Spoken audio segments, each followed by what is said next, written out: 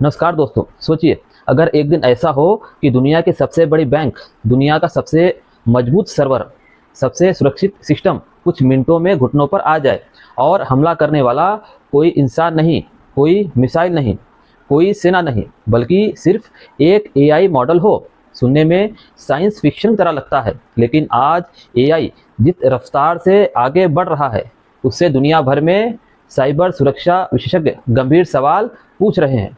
पहले एआई का काम था सवालों का जवाब देना, फोटो बनाना, कोड लिखना और हमारी मदद करना। लेकिन अब चर्चा ऐसी एआई प्रणाली की होने लगी है जो सिर्फ जवाब नहीं देता, बल्कि खुद निर्णय लेकर कई काम एक साथ कर सकता है। और यही वह कारण है जहां मामला दिलचस्प और चिंताजनक भी है। आज हम बात करेंगे ऐसी एआई उन्नत प्रणाली की, सिस्टम की, जिसके बारे में टेक दुनिया बहुत चर्चा चल रही है। क्या भविष्य में साइबर लड़ाई बंदूक और मिसाइल से नहीं, बल्कि एआई से लड़ी जाएगी? क्या बैंकिंग सिस्टम खतरे में आ सकता है? क्या आपका पैसा सुरक्षित है? और भारत को इससे कितना बड़ा खतरा हो सकता है?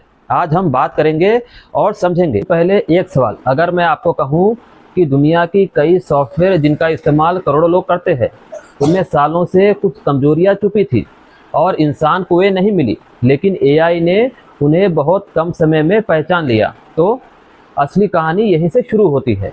दुनिया के सबसे बड़े साइबर सुरक्षा विशेषज्ञ सालों तक सिस्टम की कमजोरियां खोजते हैं।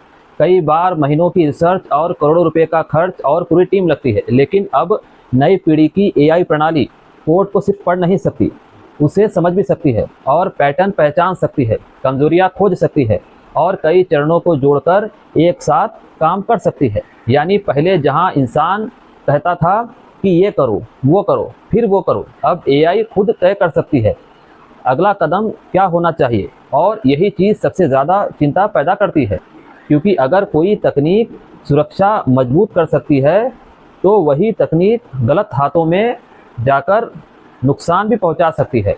याद कीजिए, न्यूक्लियर तकनीक भी इंसानों ने बनाई थी। पहले विनाश हुआ, बाद में उसी तकनीक का उपयोग बिजली और वैज्ञानिक के विकास में हुआ। एआई भी शायद उसी मोड़ पर खड़ी है। अब सवाल उठता है, भारत को चिंता करनी चाहिए या नहीं? भारत दुनिया का सबसे बड़ा डिजिटल इकोसिस्टम बन चुका है। UPI, Aadhaar card, online banking, digital payment, आज करोड़ों लोग इन पर निर्भर है। यह हमारी ताकत है, लेकिन हर ताकत के साथ जिम्मेदारी भी आती है। जितना बड़ा डिजिटल नेटवर्क होगा, उतना बड़ा ही हमले का क्षेत्र भी होगा। साइबर अपराध पहले से ही तेजी से बढ़ रहा है। अब लोगों से फर्जी कॉल आते हैं, ओटीपी लेकर खाते से पैसे खाली हो जाते हैं, फर्जी लोन निकल जाते हैं, किसी ने किसी का पहचान चुरा लिया और कई बार लोगों को महीने तक पता भी नहीं चलता कि उनके साथ क्या है। अगर भविष्य में एआई आधारित हमले और अधिक उन्नत हो जाए तो क्या होगा?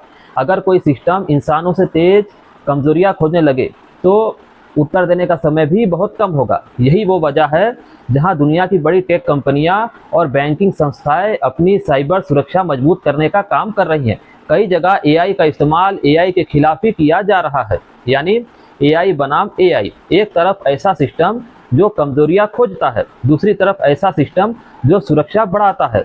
यह इंटरनेट पर एक नई दौड़ की तरह दिख रहा है। लेकिन यह एक और महत्वपूर्ण सवाल आता है, क्या केवल सरकारें और कंपनियां जिम्मेदार है? नहीं, कुछ जिम्मेदारी हमारी भी है, क्योंकि साइबर हमले हमेशा सबसे कमजोर जगह ढूंढते हैं और कई बार वह कमजोर जगह कोई सर्वर नहीं होता, बल्कि हम खुद होते हैं।